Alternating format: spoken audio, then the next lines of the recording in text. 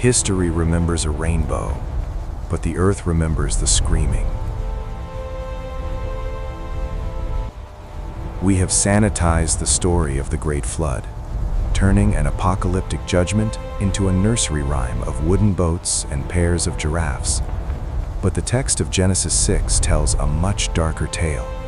It speaks of a world so saturated with malice, so twisted by forbidden unions and systemic violence, that the architect of the universe looked at his creation and felt a pain that cut to his very heart.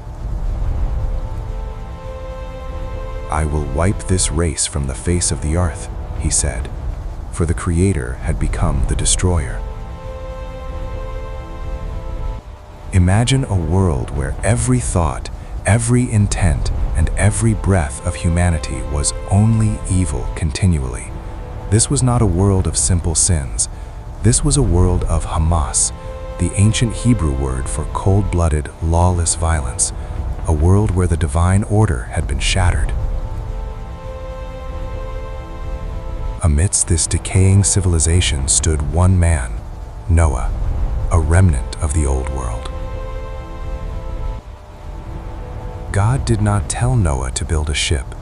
The Hebrew word is Tebah, a chest, a box. The ark had no rudder, no mast, no sails. It was not designed to be steered by human hands. It was a coffin for the old world, designed only to float at the mercy of the divine. Noah labored for decades. Can you hear the sound of the hammers against the gopher wood? Can you hear the mockery of his neighbors as he coated the giant box in black bitumen under a sun that had never known a storm? Then the day came. It did not start with a drizzle. The Bible says that on the 17th day of the second month, the fountains of the great deep were broken up. This was a planetary convulsion. The very crust of the earth cracked open. Subterranean oceans erupted with the force of 1,000 volcanoes, meeting the descending cataracts of the sky. The windows of heaven did not just open, they were torn apart. For 40 days, the world was unmade. The screams of the Nephilim, the pleas of the powerful, and the cries of the wicked were swallowed by a rising gray abyss.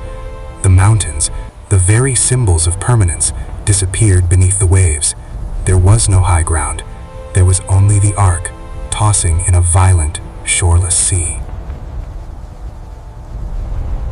The silence that followed was absolute, a planet-wide tomb. But Genesis 8 contains the most beautiful words in the ancient text, "And God remembered Noah." He did not forget. He simply waited for the judgment to be complete. When the waters finally receded, and the ark groaned as it settled upon the jagged peaks of Ararat, Noah stepped out into a new world, a clean world, but it was a world haunted by what had been lost. Noah built an altar. He offered a sacrifice that rose into the thin, cold air of the new era, and in response, God did something unexpected. He hung his bow in the clouds. In the ancient world, a bow was a weapon of war. By placing the rainbow in the sky, God was not just showing a pretty light, he was hanging up his weapon. He was declaring a truce with the earth. Never again, he promised. But the promise came with a warning. The world had been washed, but the heart of man remained the same. The flood was not the end of the story.